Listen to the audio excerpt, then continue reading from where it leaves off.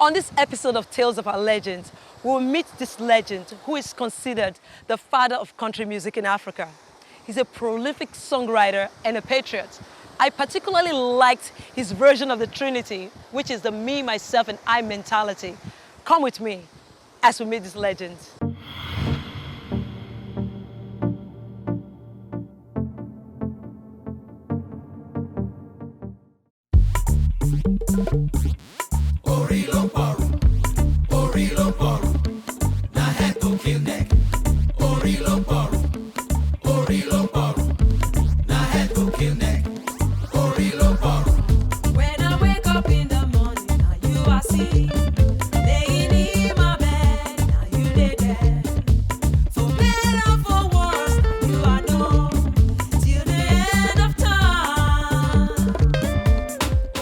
As we entered the food basket of Nigeria, I stood in amazement as we beheld the breath of fresh air that swayed from across the river Benue.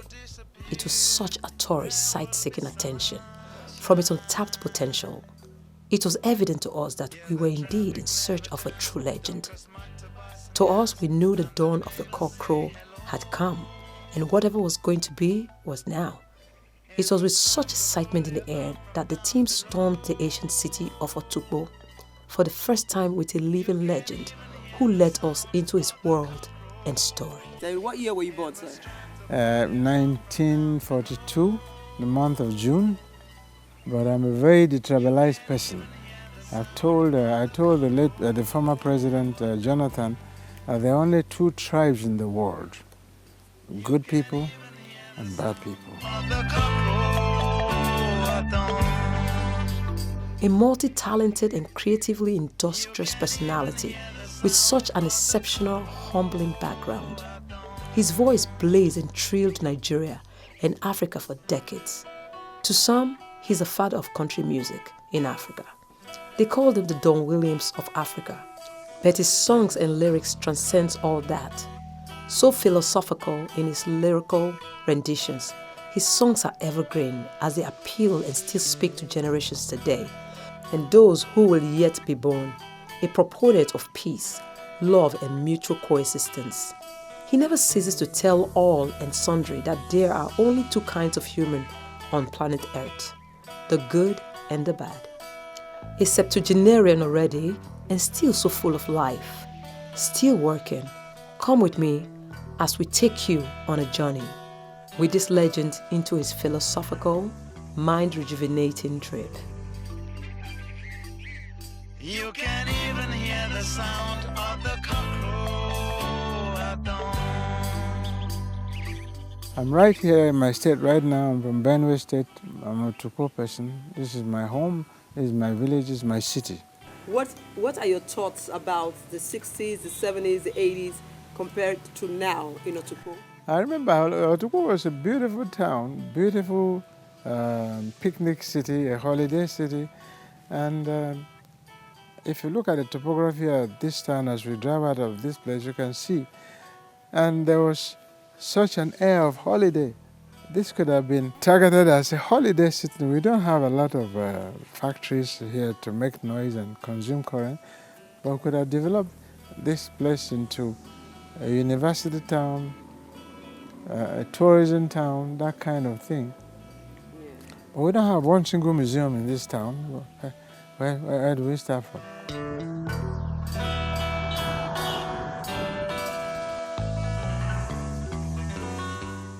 You can hear the birds sing in the morning. That is fair, Prince Agaba. You can hear the water splashing down the hill, kind of roaring. I started primary school here in Otukpo, Methodist Central School, Otukpo, and then completed my primary school in St. Luke's School, Jos, Church Street, St. Luke's School, Jos, Plateau State. Actually, when I was much younger than now, when I started playing music, there was a colleague of mine, Joe Amaku, who is late now. He was a teacher in this town. He later became a lawyer. And he was playing the guitar. And we always said Bongos Ikwue, and we kept joking until that name became kind of stuck. Lots of people came by, they couldn't be bothered. Those buildings are all part of the old side, and the entrance was from there. Okay. That's now been fenced. There were mango trees that lined up all that way, and this doesn't look like the place now, but It was a school. it was a school called Methodist Central School. And in those days, we used to go to work on our teachers' farms Yeah. after school. They take you to the farm to help kill the grass for them.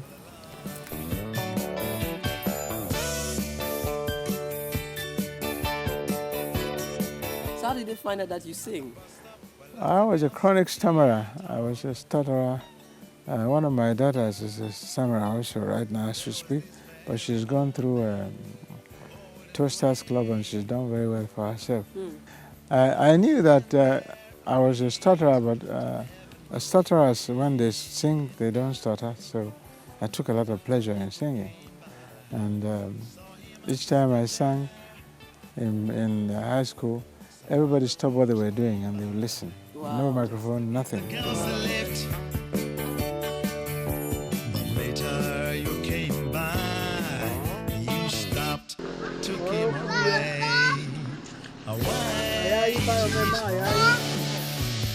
So after high school, what university did you go? ABU. I studied electrical engineering Wow. up to a point, but after my second year, I opted out. I don't have a degree. I just dropped out. So what was I the didn't reason? go back again. I don't know. I'm a very rebellious person. I'm rebellious to myself, rebellious all the time. I'm asking questions all the time. And for me, the kind of engineering we're doing is like an extension of mathematics. When I was in the university, I'd gone beyond all of that. I set up my group called the Novello Brothers. We were playing. I never woke up and said, I want to sing, I want to be anything. You never planned it? No, it I just don't- happened naturally? I don't think I plan a lot of things as a person.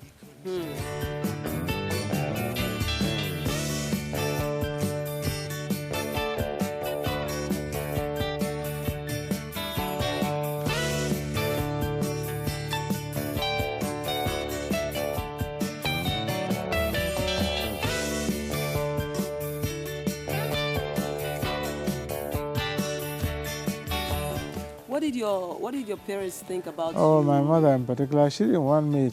She believed that people who play guitar would see evil spirits at night. Until one day when I was on holidays, I woke her up in the night and played to her. Unfortunately, I lost that tape. We all sang together in a tape.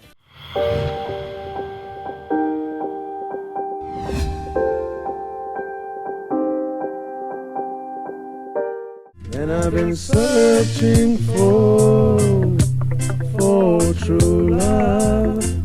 Gotta keep right on searching till I find nothing good comes easy. Well, my story started from way back in Kaduna many years ago. So I started playing on arcade TV.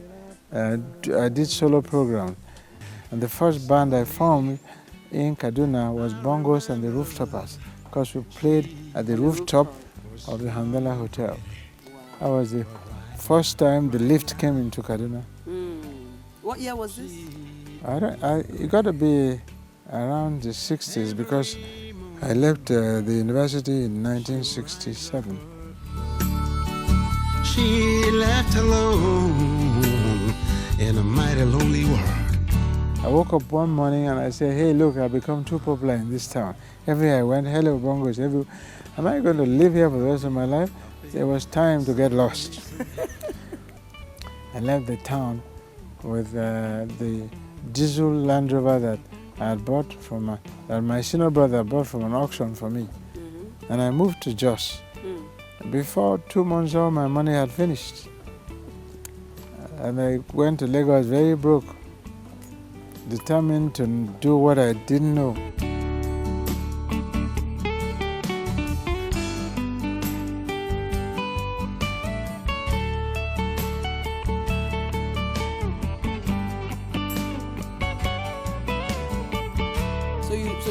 Lagos. So what happened after all you got to Lagos? I moved to Lagos and a whole lot of things happened. I went for an audition at the Federal Palace. Yeah. I had rehearsed with a group, and two of them decided to go to Delta, to Benin. So I looked for money, borrowed some kind of little money, and they went, but they never came back on time.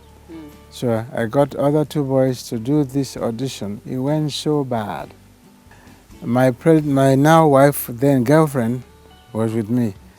I remember it went so bad, she started crying. You know, that was how bad it is. But I did go back again to the same manager, and I told him I could sing. Never mind the audition, they gave me a chance, and I went with my acoustic guitar, sang on the stool, sang live.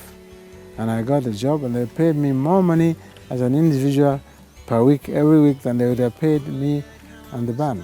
Wow. That was how my music grew up and became big in Lagos. So what's the name of the band that you... It's the Bongos and the Groovies. Bongos and the Groovies. I was in Lagos. Okay. So how long did you play? I don't remember dates. That's one thing I But never... you played for a long time? Quite, You guys played for a long time? Yes. If it's 1 year, that's long.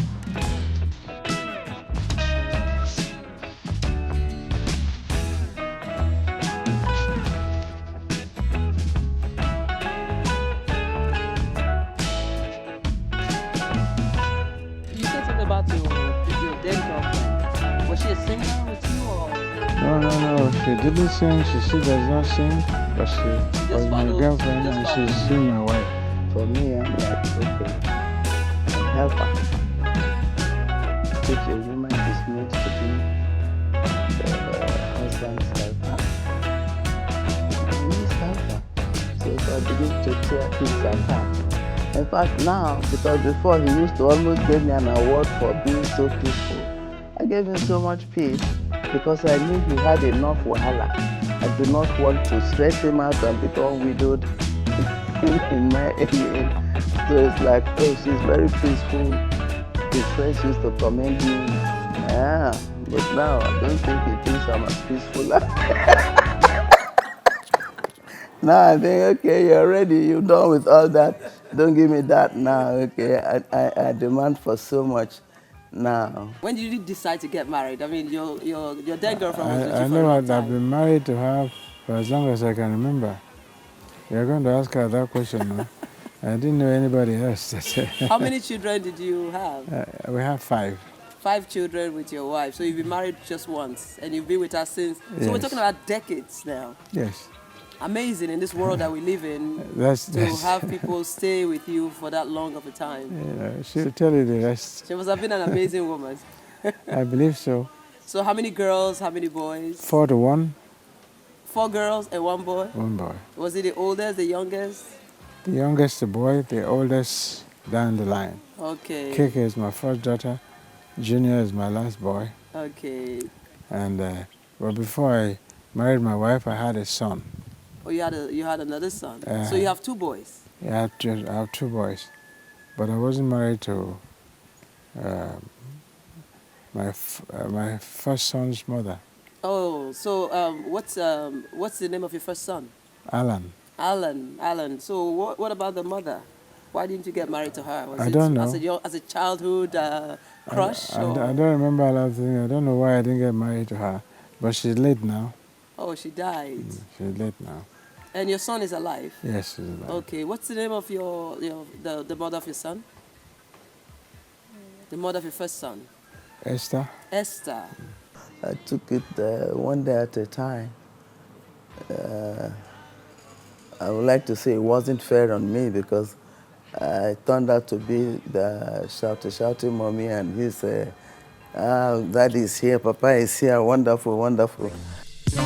What's gonna be is gonna be. What goes up must come down. What's gonna So how did your children manage knowing that they have a famous father? Did it affect Do they know them? they have a father? I think from the very beginning, that's the first lesson they've learned. They're in their world doing their thing, and we relate very well. That's all there is. The same way other people have fathers that were like architects or bankers or doctors. Mine just happened to be a musician. So, you know, and maybe his job was cooler, but he was still like pretty much a father. They don't want to even think that they have a famous father. That's not their business. That's not my business either. They want to take it from themselves and carry through as themselves, and they've done very well. He would, you know, back in the day, people used to write letters. So he used to write letters. He wrote letters to my mom, and we'd get the letters, and then we made sure we spent every single Christmas in Otukpo. So we did backing vocals in the studio, and then anytime he had to perform live, he'd ask us to come, and we'll sing, and he'll pay us.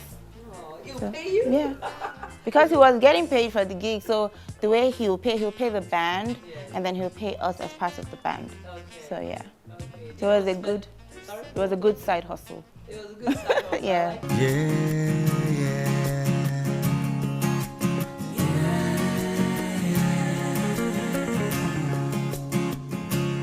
Let love grow, oh, let it grow. What about your wife? How did she manage with all those beautiful girls, everybody like goo-gooing and like, oh my God, Bongos Ikwue, how did she feel? How did she manage it? I think you're going to ask her. I used to have a suitcase where I put his letters from crazy fans, including the ones that used their blood to sign. I had them all now, and I'm like, what are you keeping these things for? Just go burn them. I burnt everything and said, well, that was the thing that comes with those things. Because for some reason, girls just like to associate with, my friend asked me one time, only you they like the 13. This man is young, handsome, and rich, so people got to other women. So even if he doesn't have, if he's out, I just assume, oh, he's out running wild. So I get used to it, and I'm like, that's his thing. Once he crosses there, he comes into the house. He is the bongos that is the papa of the house. We all call him Papa, you know. So he comes home as Papa.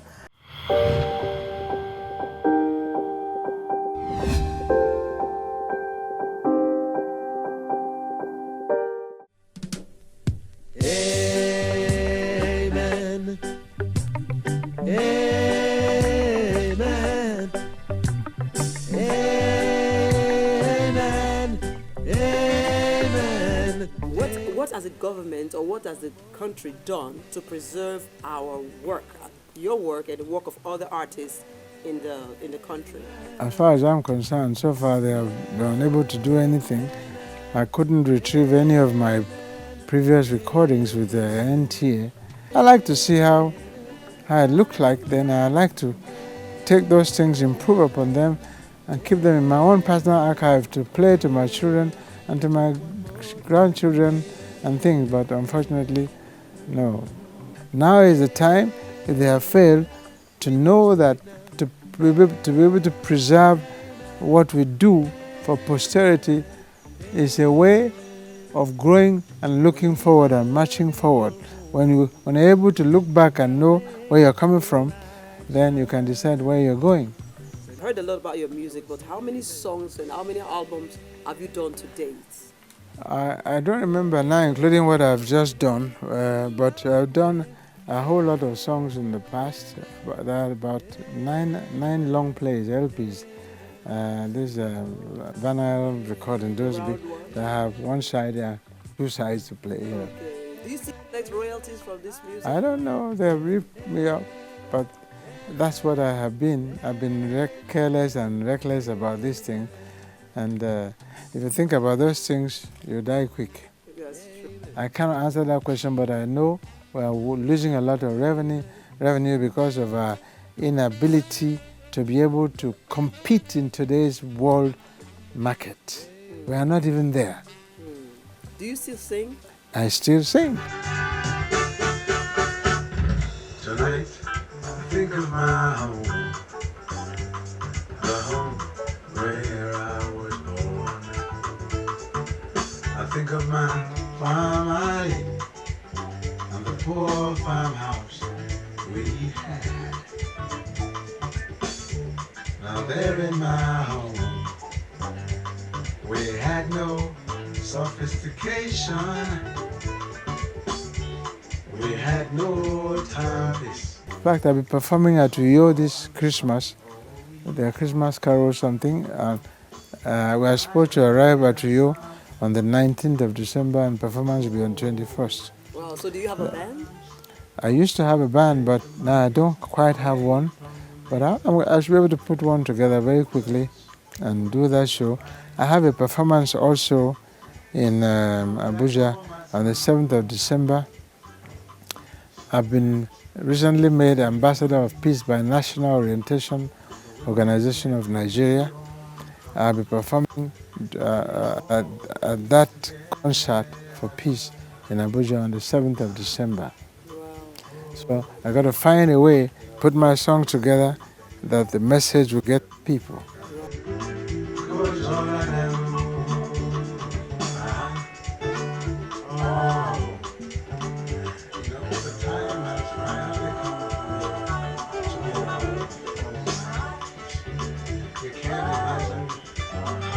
What do you do in your day-to-day activities now? How do you keep yourself going? I don't know.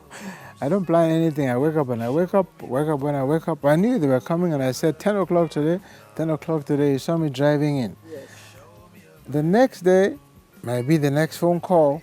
These days you don't have our life anymore, but you must remain flexible within the confines of this change to live your life without grumbling. We are not too much in control anymore. So who are some of your friends that are still living, that are in the industry?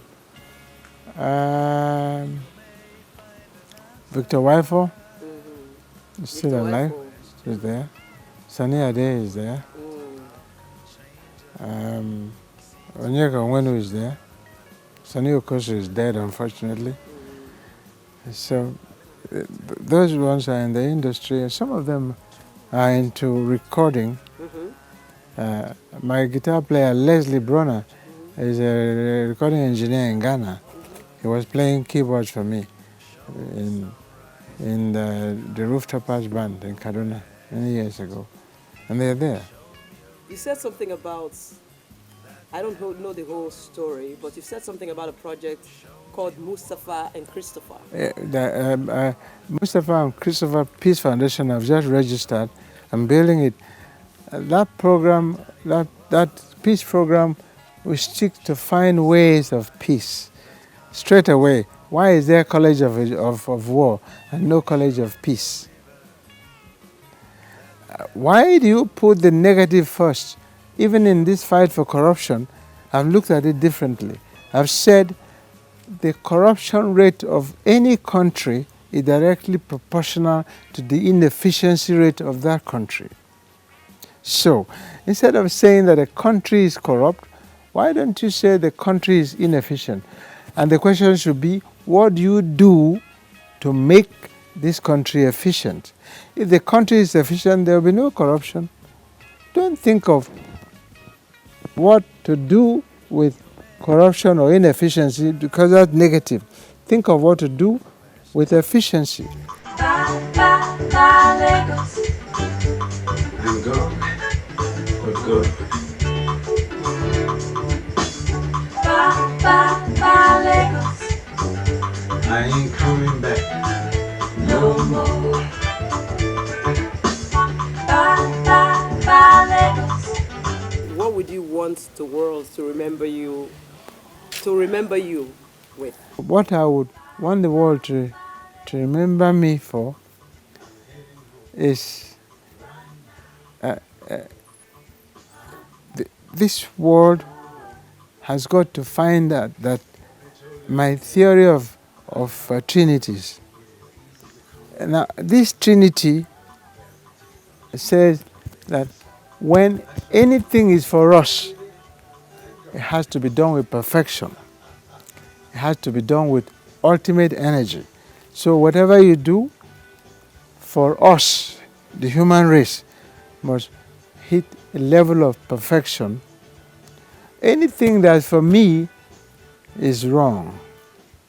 Because you see, you are going to leave this world with nothing. When it is for us, after you have gone, the part of the us is still left behind to carry through. This philosophy is very difficult to disseminate, to teach. We are going to try to see if we can understand it. I hate to say if I knew as much as I know now, I would have done a few things differently, because that trinity of greed, I, me and myself, persisted in me for some time. I've just seen the true meaning of vanity. The Trinity of Us is the one that we should go by. And then anybody doing the road will be doing it for us. Our roads with the best, our theaters with the best, our hospitals with the best, our schools with the best, because it's not for me, I or myself, it's for us. And this us will outlive the I, me and myself.